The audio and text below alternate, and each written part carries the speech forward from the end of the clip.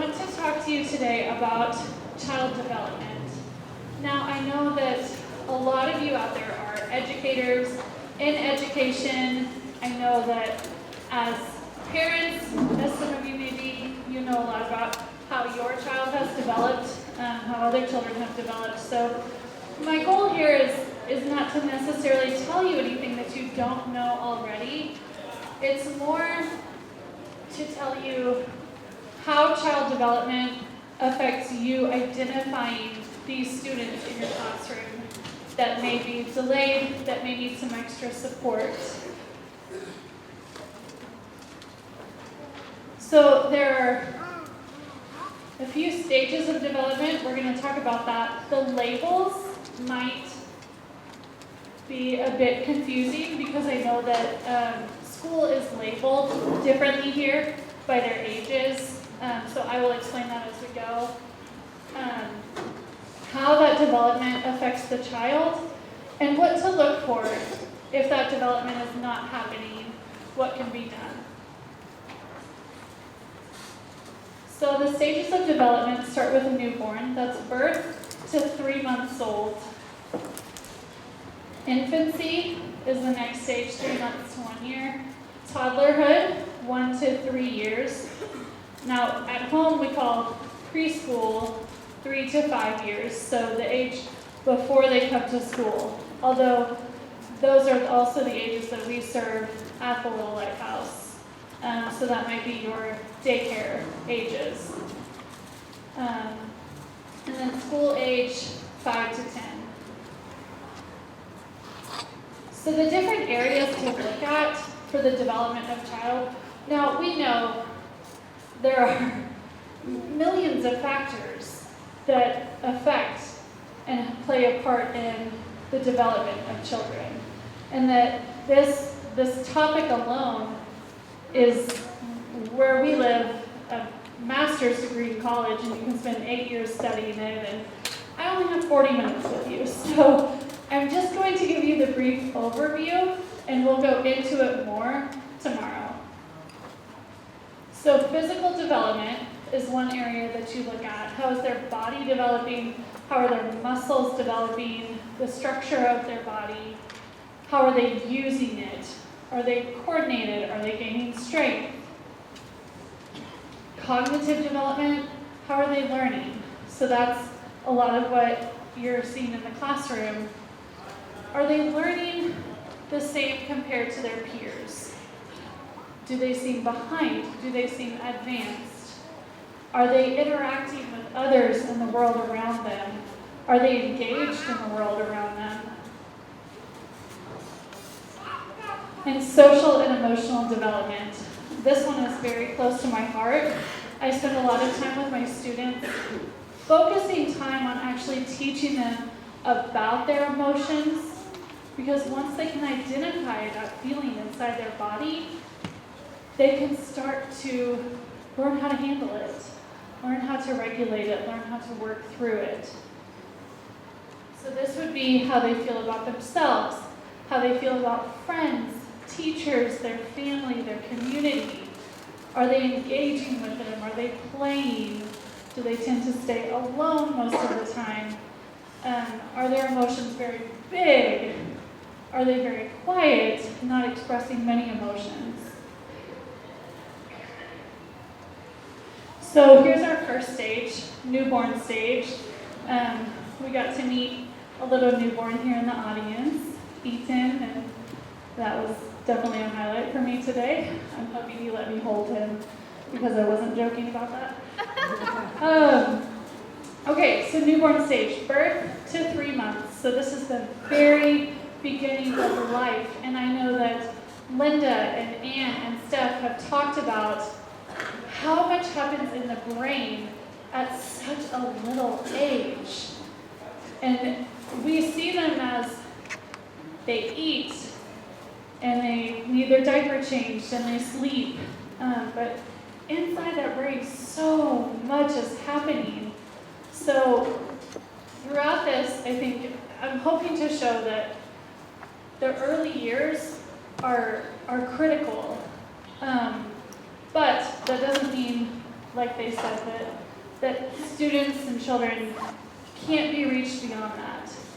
It's just that if we can reach them when they're so young, start building their brain, start building these skills, then they'll be that much further ahead by the time they are school age. So let's go through this. Newborn stage, physical. So you're going to see them strengthening their neck, being able to hold their neck up, looking around at the world around them, becoming more aware of it. But you're looking for that strengthening inside their body. Lifting their head, stretching and kicking legs, grasping things. We know as parents, I'm sure that they love to grasp your finger, or moms, they love to pull your hair. So they're going to start doing all of those things. That's what you want to look for and see happening. Cognitive, so their vision is still developing. So the high contrast colors, the bright colors against a black background, the black and white bold patterns, they're really going to start noticing those because those stand out to them as their vision is developing. So you want to see them take note of that around them. Social, they're going to start responding to you. That will be the first thing that happens. Your voice. And emotional. So obviously right now they're going to cry. That's their communication to you that they need something, that they're feeling something. So these red flags that I have, I want to make something clear first. One of these red flags does not indicate a delay. A handful of these does not necessarily indicate a disability or that they are special needs. Things can be corrected, and all children are going to reach these stages at their own pace. This is the average that we're looking at, but if they start talking 2 months later, that doesn't mean that there's an issue. That doesn't mean there's a concern that we need to be rushing to the doctor or labeling them with something. They're going to go at their own pace. Because if you see a trend that multiple things aren't happening, or there are many of these red flags for an extended amount of time, it's time to start thinking about maybe there's something we need to look into. Maybe there's another reason for what we're seeing. So for the newborn stage, no improvement in head control. So those neck muscles are not strengthening. They're not able to control their head, lift it up, look around them. Unresponsive to loud noises.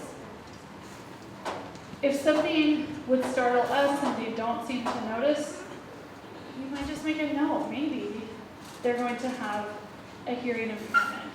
Or, like my son, he was very delayed in his language. It turned out he was having ear infections all month, for months. They just never went away. He had fluid in his ear that never went away. So he wasn't hearing us. So he had to have tubes put in his ears so that he could hear. Then he started to develop. So that really wasn't a disability, but it was an issue that we needed to address. Not tracking moving objects. So this is what we call our midline, and you're going to hear a lot about that. So that's all I'm going to say about that. Linda is the expert, but this is our midline. If they're reaching, crossing that midline, tracking things across their midline, both directions, that's what we want to see. If they're not able to track, if they track an object and they drop off, there might be a vision concern that you're looking at. Not grasping objects, so unable to squeeze your finger, pull your hair, do things like that.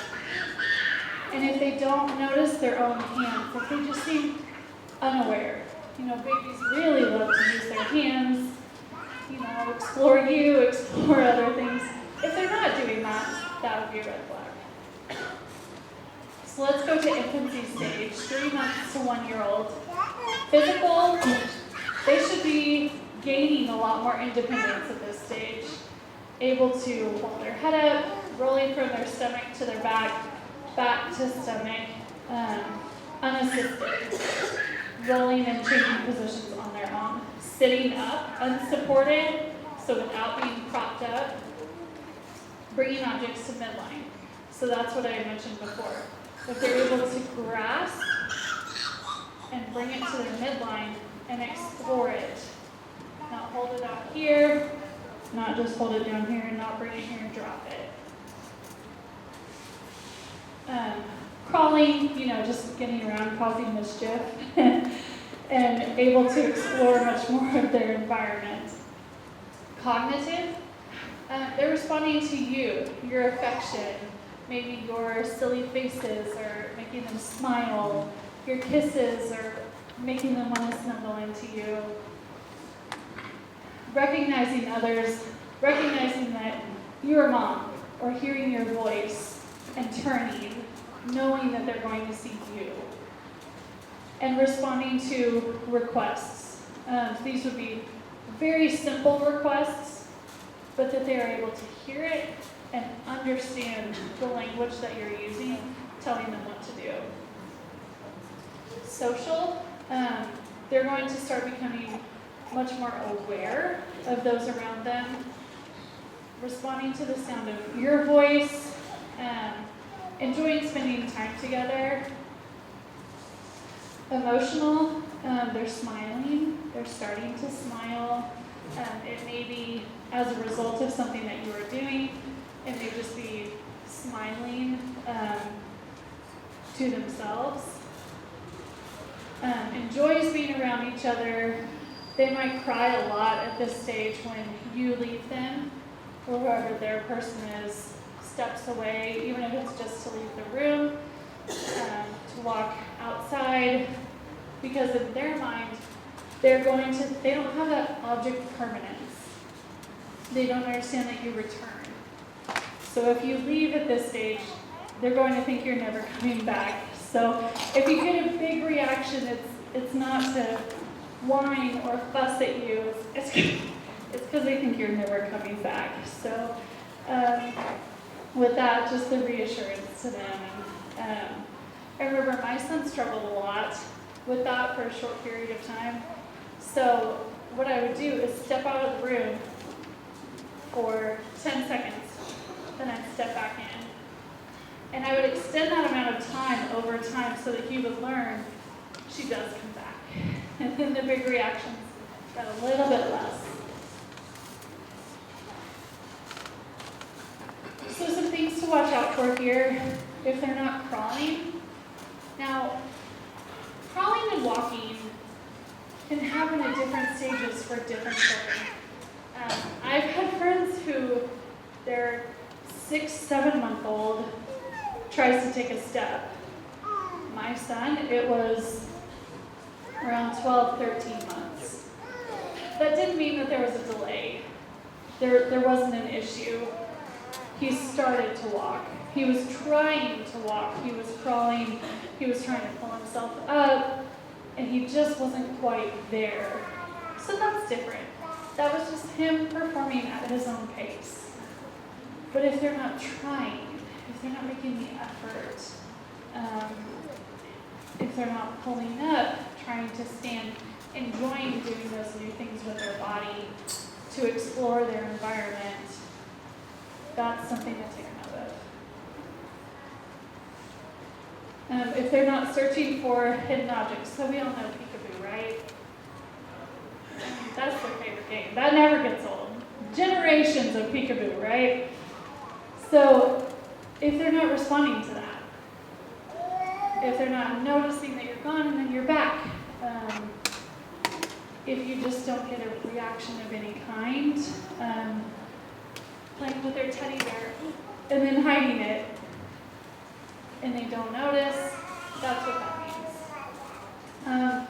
Has not started to babble is more of the concern here. Like I said, my son had fluid in his ears.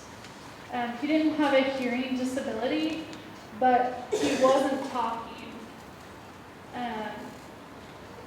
But he was making noise.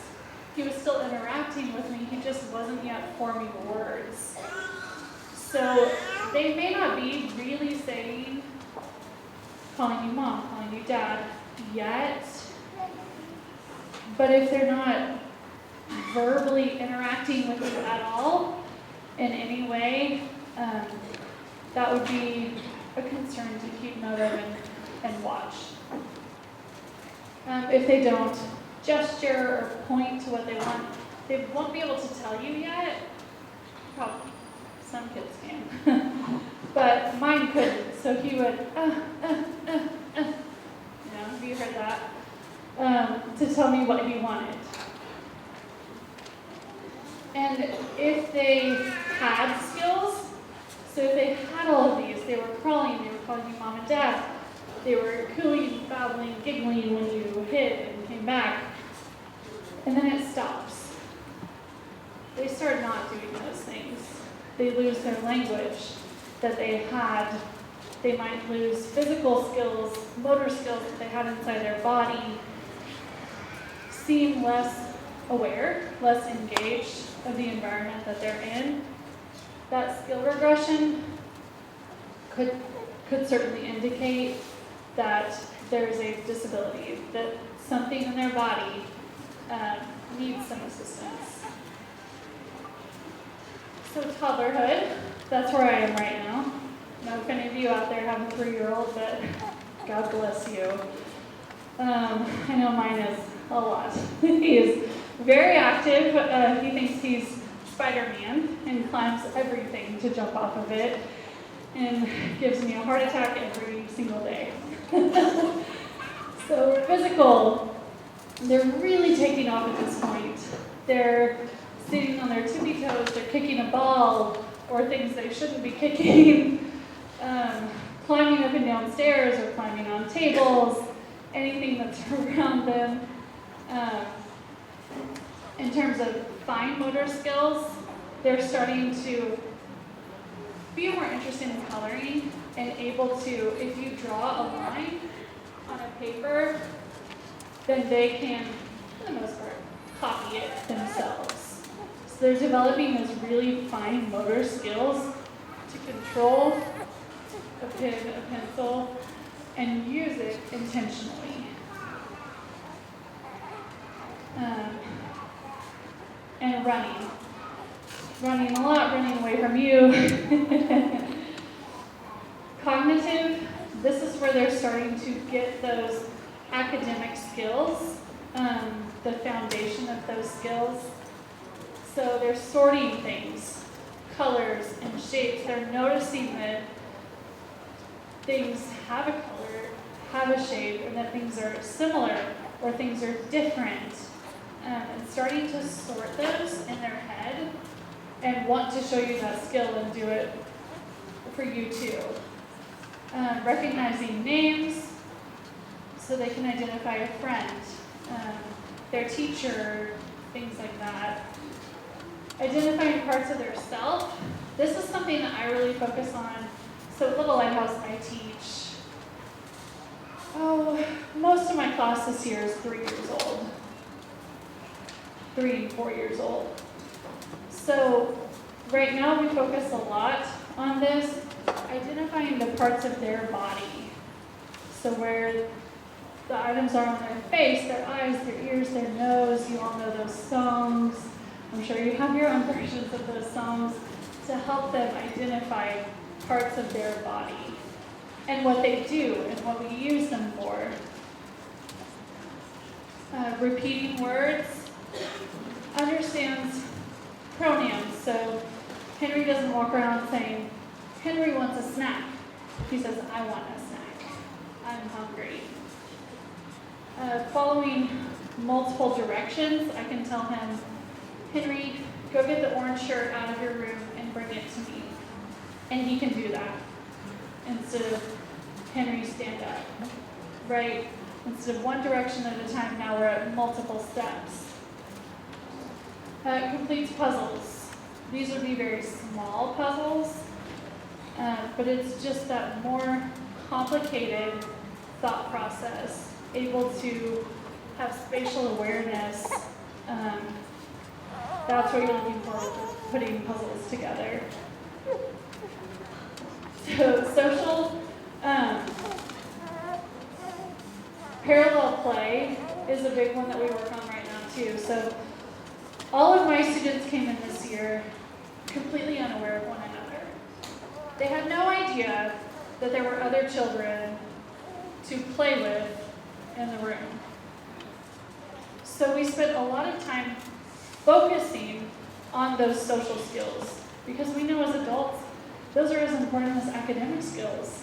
You have to be able to interact with others, right? Work well together, be aware of each other. So this starts at this stage here with the parallel play. So that would be if Henry is stacking blocks, then another child comes next to him and also stacks blocks. They're not playing with each other, they're just playing the same game next to each other.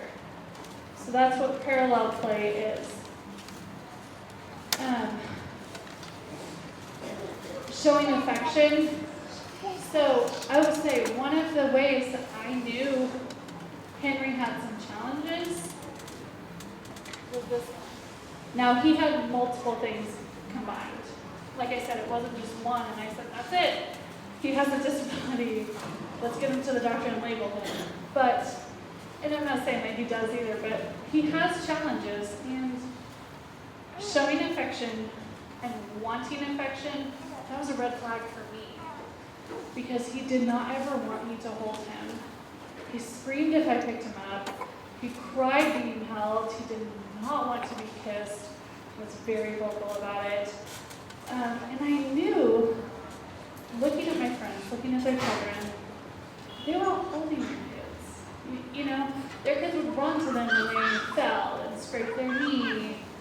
And Henry was not doing that. He did not want mom to help or comfort him or hold him. So that was a big red flag for us. And I think that started our journey.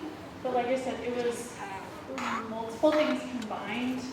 It wasn't just one. Because I know adults who don't like to hug, who don't want to be touched. But it was that in combination with multiple other factors. Taking turns. So they're not going to do it perfectly. Their brain is not ready for that yet. So this stage is 1 to 3. By the time they reach 3, 80% of their brain will be developed.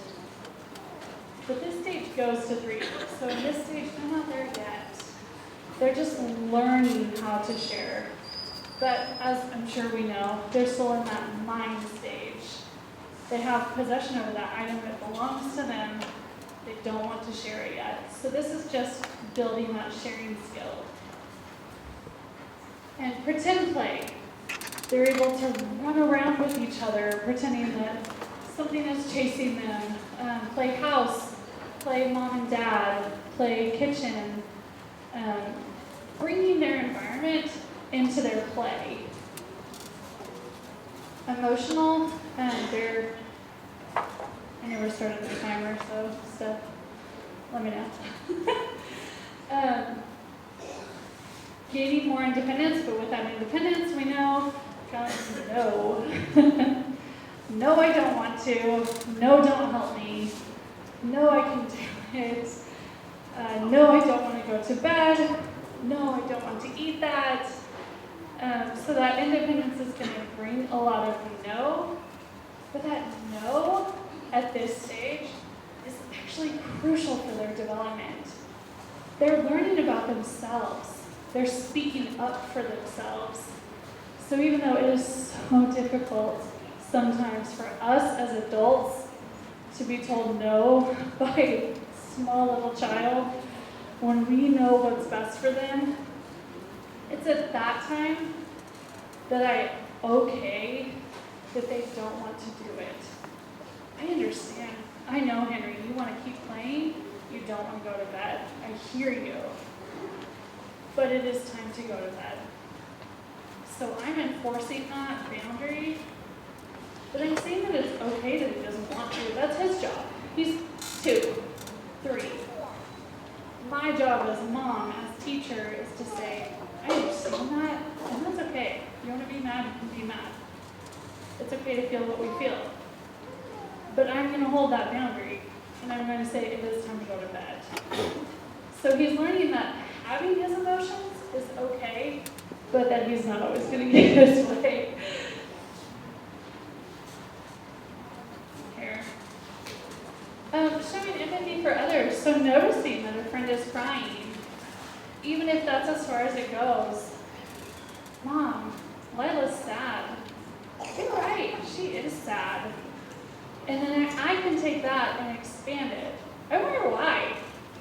Did you ask her why she's sad? Did you comfort her?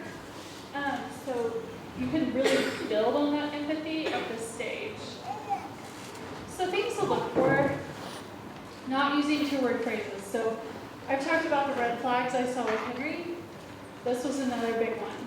It was still mama. It was still, instead of saying dinosaur, he always said God. And I'll never know why, but it wasn't I want to play with the dinosaur or play dinosaur. It was God.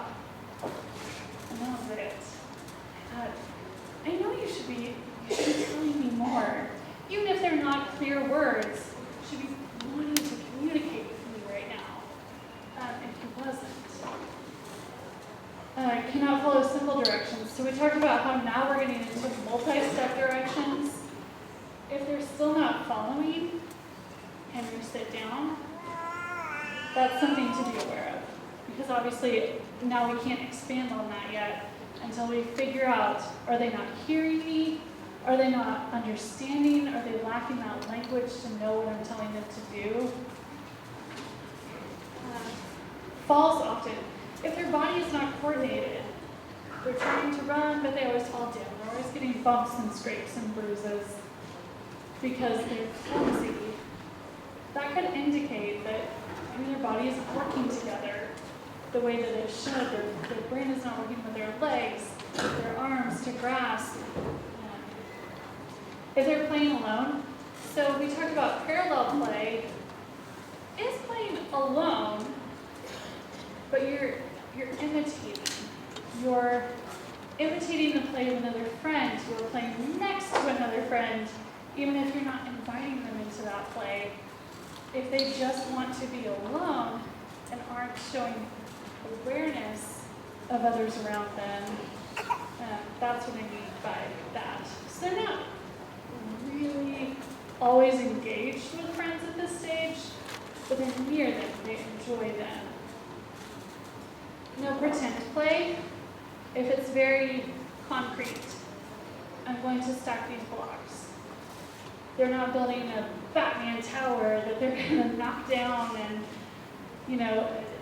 they're not bringing imagination into it, creativity into it.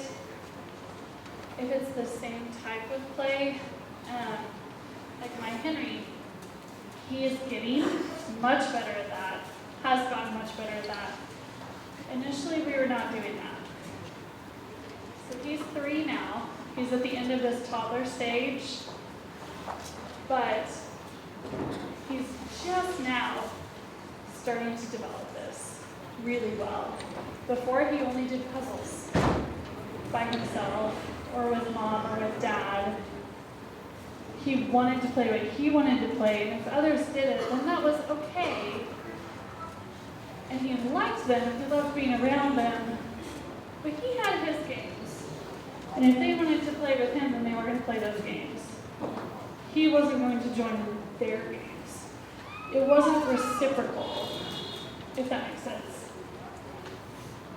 So preschool age, physical, they're hopping, they're standing on one foot, catching ball, trying to catch balls, at least extending their arms, trying to teach their body how to do that activity, and assisting in meal preparation, and really that can be anything, really, assisting in Washing clothes, that's Henry's favorite. If they want to help you, they demand to be a helper, to do it themselves. That's just an example. But if they're wanting to do things with you. Cognitive, starting to learn songs, comment to themselves, sing it. It doesn't have to be correct, but they remember that they enjoy a song and they're trying to interact with it. Telling you stories, they may not be real, they may be still fictional. That's okay. They're wanting to start telling you about their world, about their mind, identifying some letters, colors, and numbers. So not just interacting with them, but actually identifying them. Social pretend play has expanded. They prefer to be with others, to find their friends at school, sharing about interests, cooperating, emotional, enjoy doing and learning new things,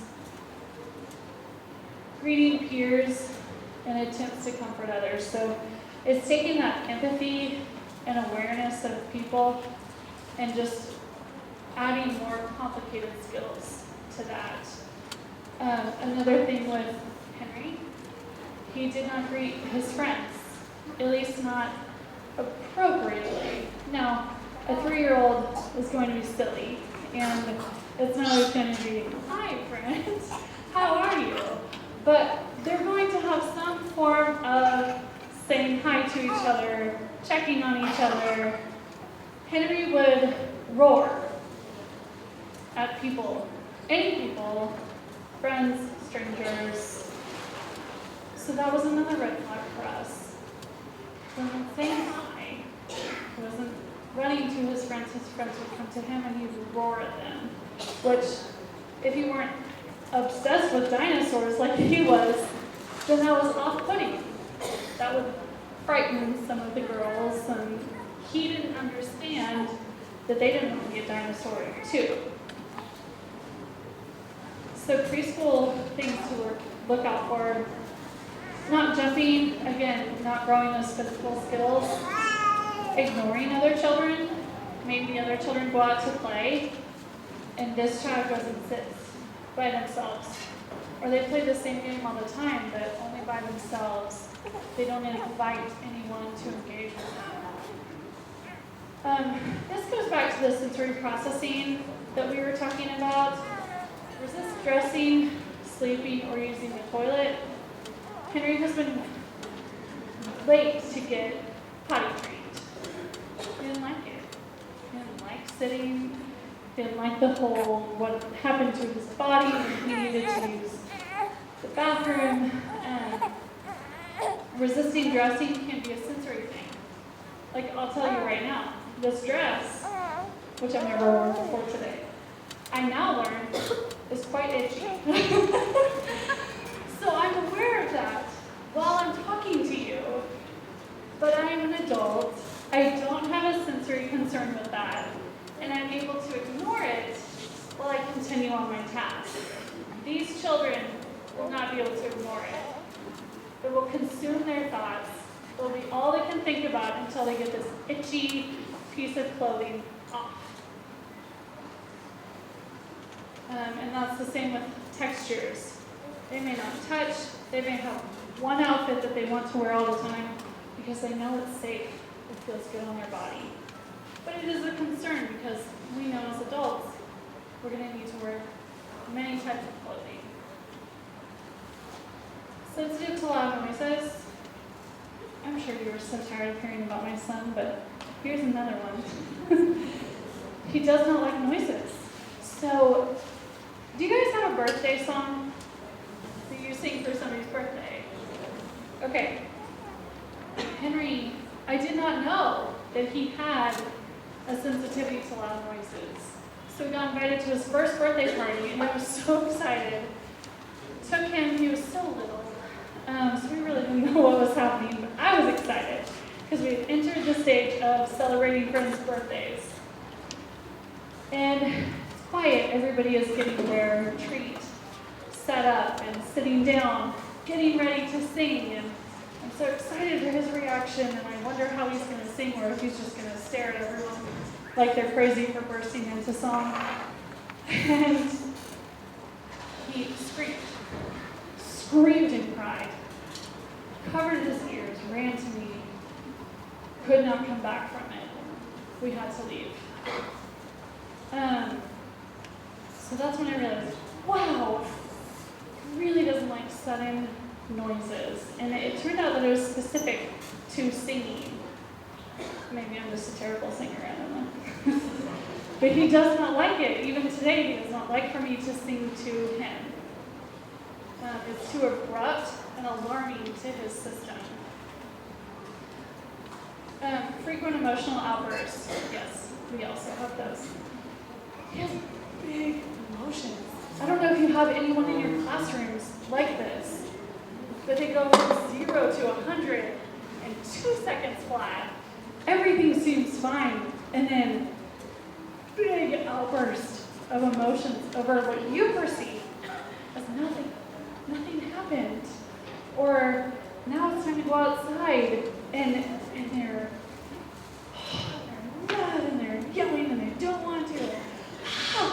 And you think, I just asked you to go outside, right? Nothing that happened warranted this huge outburst of your emotions. You can be sad, you can be mad, you can be frustrated that you have to leave the task that you're doing before you're ready to leave it. But these are the kids that it's huge. And you think, something may not be right with how they're processing the information that I just gave them. They may be having a difficult time regulating their body. They may not know how. When their emotion changes from happy to sad, they may not have the skills and the ability in their body to regulate that. And that's where we have to teach them. Teach them those breathing techniques. Teach them how to calm their body. All those skills they're going to need as they become an adult. But we need to sit down and teach them how to do that and help them work through those emotions. Okay, so our last stage, 5 to 10 years, can stand on one foot, can do somersaults, is eating independently with utensils successfully, growing like a weed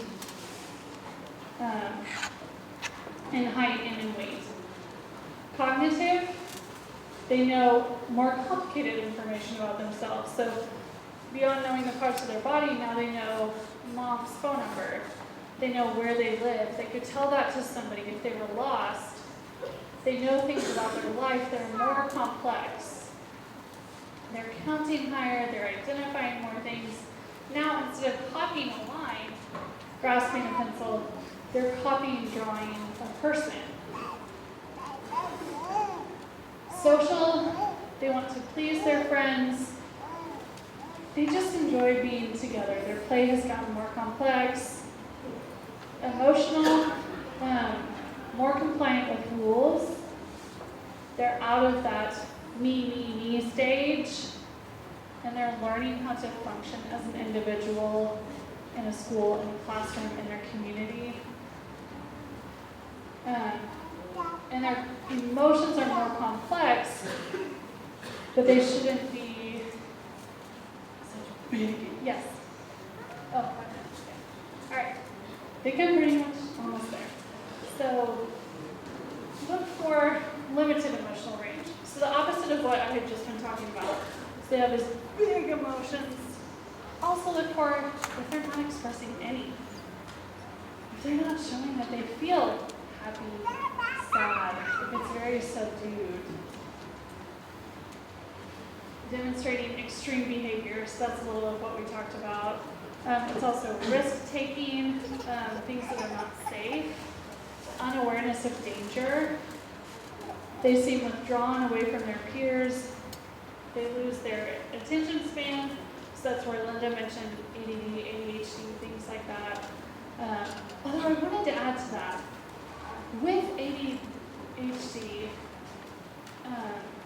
they can also become where they can be very distracted, small focus time, so you know they can only do 1 or 2 problems and then you've lost them.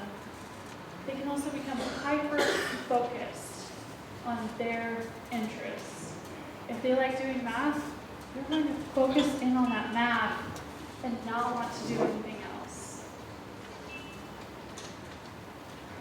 Lack of daily living skills. If they're not able to dress themselves, brush their teeth, feed themselves, use the bathroom, take care of themselves, then that's something to look for.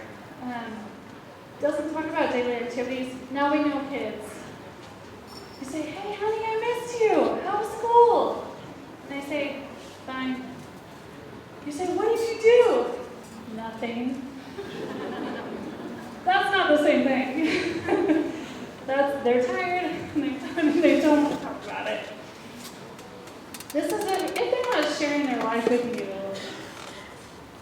on a regular basis, that's what I mean by this. And again, skill regression. All those skills we've built up to now, if they start disappearing off the list, they're regressing, and that's certainly something that needs your attention.